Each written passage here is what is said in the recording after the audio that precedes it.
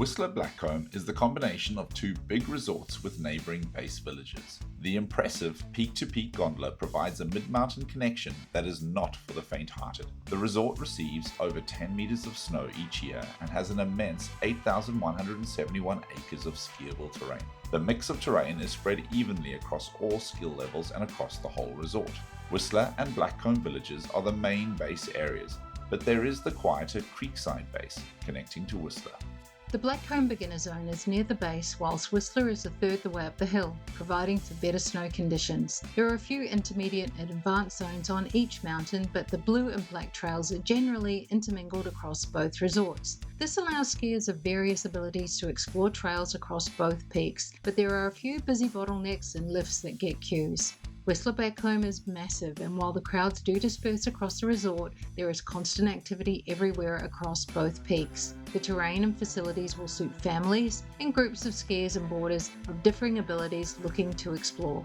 Getting to Whistler Blackcomb is roughly a 2.5-hour drive from Vancouver Airport on a well-maintained road. Check Drive BC for traffic and road conditions before you leave Vancouver. There are bus and private transfer options from the airport to and from your accommodation. If you are driving, you will need winter tyres as required by BC law, and we'd recommend a 4-wheel or all-wheel drive bus chains.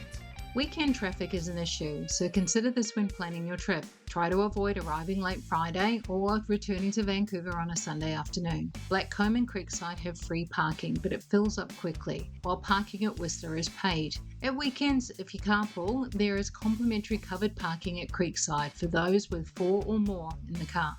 Whistler Blackcomb has 3 main base areas. The Whistler and Blackcomb villages are 2 separate villages, but are so close together they're ostensibly one. Creekside offers a smaller alternate village area with direct access to Whistler Resort. There's also lodging along Highway 99 between Whistler and Creekside. Whistler Village has all the facilities required and is closer to the main parking areas. There is lodging to suit most budgets at Whistler Blackcomb, but the proximity to Vancouver and international familiarity means that there are few genuine budget options close to the resort. Check the bus service if you're looking at lodging that is further away from the 3 base areas.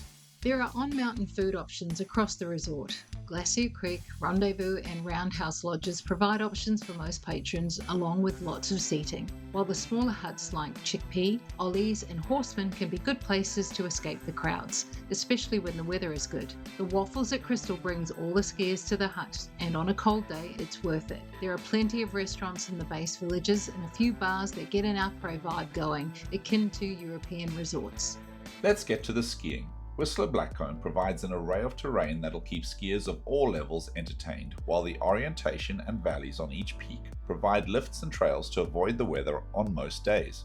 For the beginner, the Magic Carpets and Olympic Lift on Whistler provide a mid-mountain area away from the crowds, perfect for learning the basics and building confidence. The Blackcomb beginner area is lower down the mountain and more sun-exposed, great on cold winter days if snow conditions are good.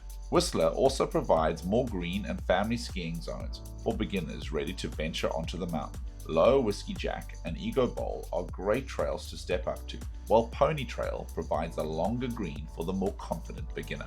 Both resorts have green trails from the upper lifts, allowing beginners to experience the full mountain. The green trails on the Blackcomb side tend to be more traversing trails. There are a few adventure zones for kids across the resort and some features that kids will enjoy. The Tree Fort was surprisingly big, while still on the Whistler side, Chipmunk Park offers some small features that will keep little grommets entertained. On Blackcomb, the Magic Castle and the trails around it provide more fun for little ones. For the intermediate skier, the trails on Blackcomb off the Crystal Ridge and 7th Heaven lifts are great rolling blues. Check out Ridge Runner and Cloud 9. 7th Heaven is notorious for lift queues, and Jersey Cream Express can also be crowded at times. When the mountain is busy, Accelerator has some fun trails off it and tends to be less crowded once skiers have dispersed across the resort. Across on Whistler, trails like Jolly Green Giant and Enchanted Forest will suit those stepping up from greens, while the trails off Big Red Express provide longer blues and some short blacks for those looking to test their skills. There are some great long blue trails off the Harmony 6 and Symphony Express lifts, plus a few gladed areas for the more confident intermediate skier. Advanced skiers will find trails, trees and bowls across both mountains, which makes it possible to find places to avoid bad weather while still having fun. There are a few lifts that service mainly advanced areas.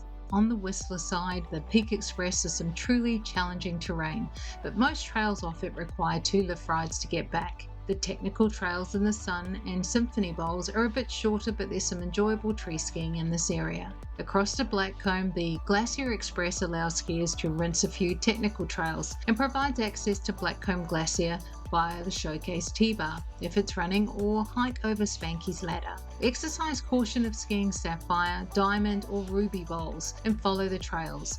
There are big cliffs and drops, so this part of the resort has an elevated degree of danger. There are a few terrain parks across the resorts. Park rats will find there are more options with bigger features on Blackcomb Resort off the Catskinner Express. These terrain parks have mainly medium to extra large features. If you're looking for some fun on less daunting jumps and rails, then the Chipmunk Park on the Whistler side has you covered. This park has several small features, but also gets a lot of traffic. There are a few things to be aware of for Whistler Blackcomb. The base villages are only 700 metres above sea level, so snow conditions on the lower slopes can be questionable and rain is not uncommon at the base. We experienced this in mid-February. However, the conditions improved quickly, and from the Gondola mid-station up, the snow quality is noticeably better, while the upper mountain snow was good. Blackcomb has a more westerly aspect, great for soaking up sun on cold January days, but this impacts snow conditions in spring. Crystal Ridge and Blackcomb Glacier, along with the Whistler Bowls, have a more easterly aspect, so snow conditions tend to hold up better. The proximity to Vancouver, along with the international reputation of Whistler Blackcomb, means this resort is busy, especially during holidays and on weekends and powder days. Expect lift lines at the gondolas early morning and on chairs like Seventh Heaven, Jersey Cream, Emerald and Harmony, especially on weekends. Big Red seems to keep the traffic moving but should be avoided for the first few hours of the day, while Garbanzo is a forgotten lift, so great for avoiding the crowds. Fitzsimmons to Garbanzo is often the quickest way to get up the mountain during the morning rush.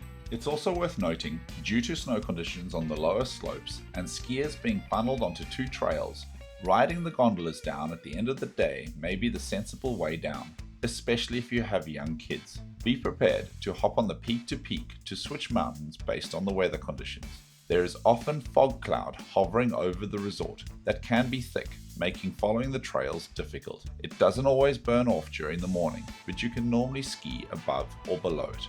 On a clear day, the view from Peak Lookout is incredible, but beginners have some long winding greens to work their way back down the mountain, so don't do this at the end of the day or on tired legs. The terrain at Whistler Blackcomb is spread across multiple ridges and bowls, providing an opportunity to escape most bad weather. However, the wind off the Pacific Ocean can be strong, impacting lift operation, and on very windy days, a rest day or alternative activity might be the better option. There are also heli skiing and backcountry tour options for those seeking to take full advantage of the BC powder snow.